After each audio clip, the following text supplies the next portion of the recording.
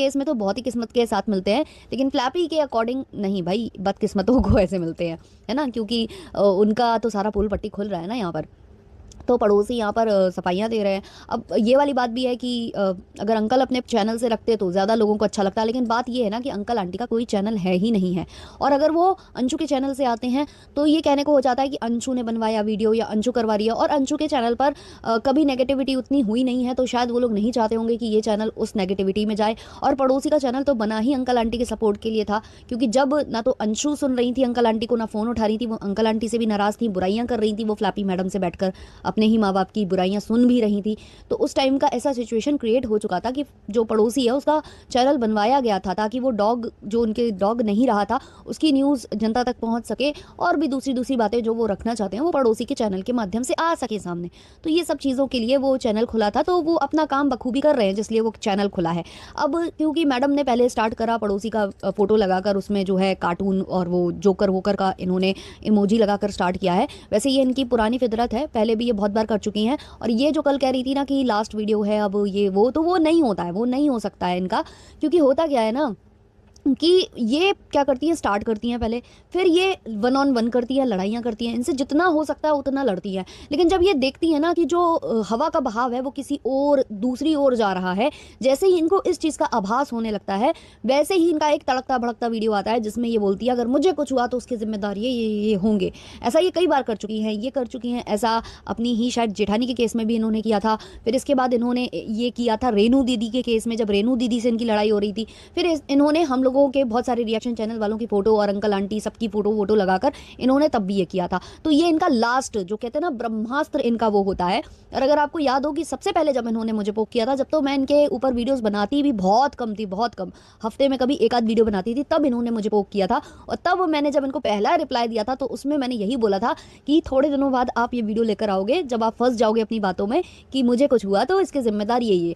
अब वही वीडियो इनकी, मतलब कह दो कि इनके केस को कमज़ोर करने वाला भी बन सकता है, क्योंकि जो अंकल आंटी के वकील हैं जो कि वीडियोस बनाती हैं लीगल रिएक्शन पूजा करके, तो उनका मैंने वीडियो सुना था, उनका लाइव मैंने सुना था। उन्होंने बताया कि जो इन्होंने वीडियो ये बनाया है ना, जिसमें इन्होंने धमकाया है कि मैं कुछ कर लूँगी और मेरे साथ साथ फिर ये बच्चों का भी मैं कर दूँगी, तो वो वीडियो इनके लिए घातक साबित हो सकता है, इनके केस को कमज़ोर कर सकता है। और अगर इनके इन लॉज चाहें कि बच्चियों की कस्टडी वो चाहे कि हमें चाहिए है, तो वो इस बिहाफ पर ले सकते हैं कि देखो ये ऐसे धमका रही है, इसकी सोचने समझने की शक्ति ऐसी है कि ये अपने साथ भी बोल रही है कि मैं कर लूँगी और बच्चों के साथ भी। तो वो मैंने इनके वकील को सुना था, तो वहाँ से मुझे ये चीज़ें भी पता चली हैं।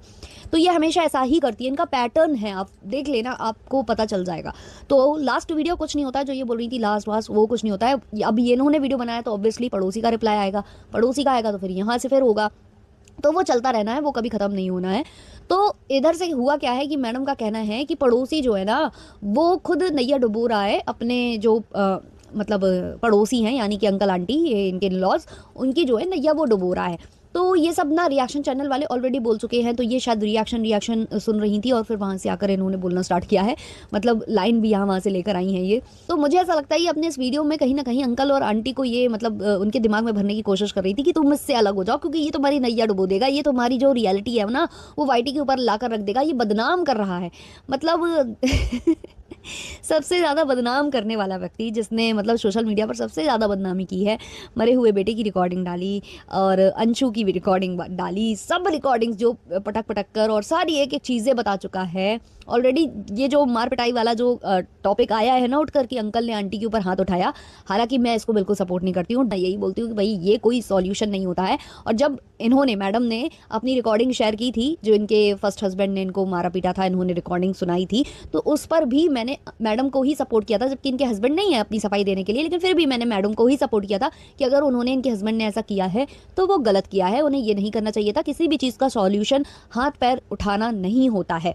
तो ये मैं पहले भी बोल चुकी हूँ और आज भी मैं यही बोलूँगी कि डोमेस्टिक वायलेंस कोई भी सॉल्यूशन नहीं है। अंकल ने अगर ये किया है तो मैं इसकी कड़ी निंदा करती हूँ।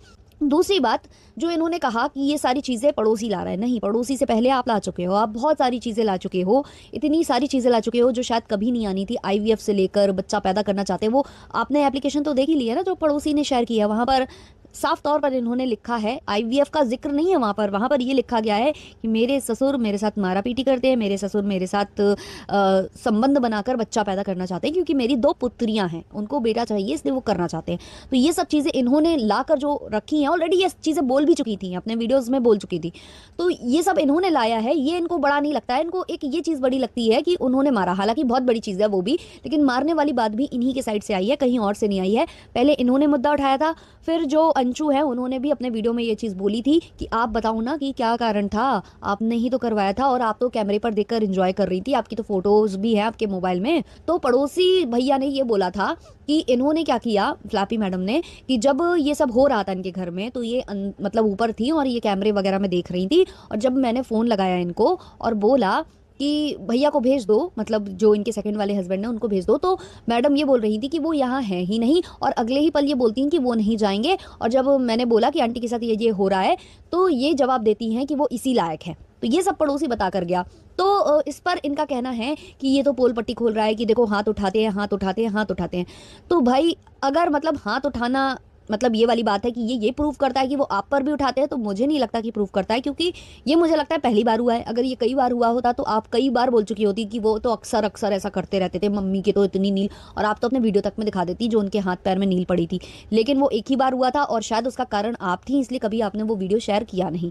और दूसरी बात यार, कोई भी व्यक्ति होगा अगर किसी बात से फ्रस्ट्रेट हो गया है या वो हाथ उठाता है ना, तो वो अपने पर उठाता है। आप अपने माँ बाप को भी देख लो, अगर बहुत सारे बच्चे खेल रहे होते हैं, उधम कर रहे होते हैं या कुछ नुकसान कर दिया होता है या कुछ भी कर दिया होता है, तो माँ बाप ना पकड़कर अपने ही बच्चे को पीटना स्टार्ट करते हैं, दूसरे बच्चों को नहीं, जो संग में खेल रहे होते हैं उनको नहीं, अपने बच्चों को, क्योंकि हमारा जोर अपने पर होता है, दूसरे पर नहीं। तो वो बहू है उनकी, वो कोई उनकी पत्नी नहीं है कि वो बहू पर हाथ उठाएंगे। तो उन्होंने अपनी पत्नी पर हाथ उठाया और बहू वहां पर नहीं थी, और बहू ने जाकर बचाने की कोशिश भी नहीं की। बहू जो बोलती है कि मुझे जब मारते थे, मेरे जो पति हैं वो मुझे मारते थे, तो कोई मुझे बचाने नहीं आता था और ये लोग पिटवाते थे, है ना, इनका कहना था बहू का। तो अगर वो इतने बुरे थे तो आप तो अच्छी थी ना, आप अच्छी थी, तो जब आपकी सास पर ये सब हो रहा था तो आप क्यों नहीं गए उनको बचाने? ये सबसे बड़ा क्वेश्चन है ना। तो यहाँ से कुछ भी प्रूव नहीं हो रहा है। हाँ, डोमेस्टिक वायलेंस हुई है, ये चीज़ प्रूव हुई है, और ये चीज़ आपने बोला भी था, और इन लोगों ने कभी छुपाने की कोशिश भी नहीं की वो चीज़। आप वो इंसान हो जो वो चीज़ें दिखाता है जो दिखाना ज़रूरी होता है, और जो दिखाना ज़रूरी नहीं होता उसको छुपा लेता है, उसको छुपा लेता है। ये आप करते हो। और जो आपने बोला कि नल्ला है, पड़ोसी ये है वो है, अभी आप जानते नहीं हो कि इंसान किस किस तरीके के आंसर देता है। वो बहुत सभ्य भाषा में आपसे लड़ रहा है ना, वरना आपने अभी लप्पू वाला केस नहीं देखा है। इस तरीके के शब्द जो नामर्द वगैरह इस्तेमाल करती है ना जब लड़कियां, तो वो क्या वहाँ से आंसर देते हैं आप उसका अंदाज़ा भी नहीं लगा सकती हैं। खैर, अंदाज़ा तो आपको होगा, ऐसा नहीं है कि आपको नहीं होगा, लेकिन आपने जो बोला है वो बहुत गलत बोला है। और बोलने से पहले आपको ये सोचना चाहिए कि आपके घर में भी 2 भाई हैं, जिसमें से एक भाई तो ऐसा है जो सड़कों पर पिटता घूमता है, जो सड़कों पर कभी कुत्ता छेड़ता है, कभी बंदर छेड़ता है, कभी वो लड़कियों को छेड़ता है, कभी वो फॉरेनर लड़कियों को छेड़ता है, और उसको शायद आपने दुकान खुला कर दी थी, वो भी उसने नहीं करी। तो उस पर भी देखिए, उस पर प्रकाश डालिए कि वो किसकी कमाई खा रहा है। वो तो बहन की कमाई खा रहा है ना। दूसरा भाई जो कि अपनी पत्नी से दूर रह रहा है, आपका ड्राइवर बनकर घूम रहा है ना। तो इसलिए दूसरे को आपको नहीं बोलना है, उसका पता है सबको कि वो बिजनेस है उसका, वो कई बार बता भी चुका है पड़ोसी। लेकिन आपके भाई का, दोनों भाइयों का कुछ नहीं पता है कि वो क्या कर रहे हैं क्या नहीं कर रहे हैं, पिट रहे हैं सड़कों पर और ये सब हो रहा है, वो सबको पता है। कहते हैं ना कि जिनके घर शीशे के हों वो दूसरों के घर पर पत्थर नहीं फेंका करते। आपका तो सब कुछ सोशल मीडिया पर है। और एक मुद्दा बहुत ज़्यादा ये रेस करती हैं कि पड़ोसी ने मेरे चरित्र पर उंगली उठाई, मेरे चरित्र पर उंगली उठाई। जी नहीं, कभी नहीं हमें ऐसा लगा कि उसने आपके चरित्र पर उंगली उठाई। आपने जब ये बोला कि कौन पड़ोसी, कैसा पड़ोसी, अभी तक तो नहीं दिखता था, अब अचानक से कहाँ से आ गया। शायद आप तब पट्टी बांधकर पुलिस स्टेशन गई थी जब वो गए थे आपके फादर इन लॉ के साथ, आपके लिए ही कंप्लेन दर्ज करवाने, क्योंकि आपकी एक जेठानी जो आपके परिवार की थी और एक रिएक्शन चैनल वाली से आप नाराज़ हो गई थी, तो आपको कंप्लेन लिखवानी थी, तो वो गए थे आपको हेल्प करने। शायद वो भी आपने पट्टी बांध ली थी, वो भी आपको याद नहीं है ना। और दूसरा, उसने यही एग्जाम्पल दिया था कि आप बोल रही हो कि मैं इनको जानती नहीं, लेकिन मैं वही बंदा हूँ जिससे आपने रिंग मंगवाई थी अपने देवर के लिए, अपने पति के जाने के 20 दिन बाद। और ये चीज़ उसने नहीं बोली थी कि पति के जाने के 20 दिन बाद, उसने केवल ये बोला था कि मुझसे रिंग मंगवाई थी, लॉकडाउन में मंगवाई थी। ये चीज़ शायद इनके देवर ने किसी पैनल पर नीचे लिखा था कि बड़े भाई को गए हुए ज़्यादा दिन नहीं बीते थे, महीना भर भी नहीं बीता था, और इन्होंने छोटे वाले भाई के लिए रिंग मंगवा ली थी। ये चीज़ देवर ने बोला था। वहाँ पर भी उन्होंने कोई मतलब ऐसी शब्द नहीं बोला कि आपके आपके कैरेक्टर पर किसी ने उंगली उठाई हो, जी नहीं। आप इस चीज़ को मोल्ड करने की कोशिश कर रहे हो ताकि आप ऑडियंस को मैनिपुलेट करके अपने साइड उनको कर सको। और जो अंगूठी वाली बात है वो 100% सत्य है। वो वाईटी के गलियारों में क्लिप घूम रही है, बहुत सारे लोगों ने अपलोड कर रखी है, काफ़ी चैनल्स ने शॉर्ट उसके क्रिएट करके डाल रखे हैं। जब मैडम का जन्मदिन था और इनकी जो सासू माँ है, जो कि इनको बहुत मतलब जिनसे इनका 36 का आंकड़ा है, उन्हीं सासू माँ ने इनके जन्मदिन पर इनको पैसे दिए थे कि जा पायल लिया, बिछिया लिया। तो ये गिफ्ट लेने जा रही थी, तो वो ही उस दौरान ये कार में जब बैठी हुई हैं अपने देवर के बगल वाली सीट पर, तो वहाँ ये बोल रही थी कि मैंने इनको गिफ्ट दी, रिंग गिफ्ट करी है भैया को इनके जन्मदिन वाले दिन। और ये खुद अपने मुंह से कबूल रही हैं कि लॉकडाउन चल रहा था, कितनी कितनी मुश्किलों से मैंने वो रिंग इनको मंगा कर दी थी। तो वहाँ से ये चीज़ें क्लियर हो रही हैं कि आपने मंगा कर दी थी, लॉकडाउन वाले पीरियड में मंगा कर दी थी, और लॉकडाउन के अराउंड ही आपके हस्बैंड का वो इस दुनिया से नहीं चले गए थे, नहीं रहे थे। और उसी टाइम आप बेहोश भी हो रही थी, सब कुछ हो रही थी, लेकिन बेहोश होने के साथ साथ आपको ये याद था कि देवर का जन्मदिन आ रहा है और उसको रिंग देनी है, गिफ्ट करनी है। ये तो अपने आप में एक क्वेश्चन मार्क है। उन्होंने तो केवल ये बताया कि जिसको आप बोल रही हो कि मैं इसे नहीं पहचानती, उससे आप रिंग मंगवा चुके हो। लेकिन जो आप उस व्लॉग में बोल रहे हो वो अपने आप सारी चीज़ें बयां कर रहा है, सारी चीज़ें स्पष्ट कर रहा है। और उस टाइम पर आपको ऑडियंस कैसे कैसे कमेंट करती थी ये भी सभी जानते हैं, ये भी सभी जानते हैं। आज अचानक से चीज़ें हो रही हैं। और ये पता क्यों हो रहा है, क्या होता है ना कि जैसे कि लोग बोलते हैं ना कि आप वीडियो क्यों नहीं बनाते, क्यों नहीं बनाते, होता क्या है कि ये टाइम टू टाइम एक सिंपैथी वाला वीडियो डालती हैं। जैसे ही ये सिंपैथी वाला वीडियो डालती हैं तो उसकी रीच बहुत ज़्यादा बढ़ती है, नई नई ऑडियंस आ जाती है। अब जो नई ऑडियंस आती है उनको इनका पुराना पिछला कुछ पता नहीं है, तो वो आकर फिर वही सेम क्वेश्चन कॉमेंट सेक्शन में लिखने लगते हैं, मेरे सबके मतलब जो भी जितने भी रिएक्शन देते हैं सबके नीचे। तो भाई हम सबको स्पून फीड कराने तो बैठे नहीं हैं।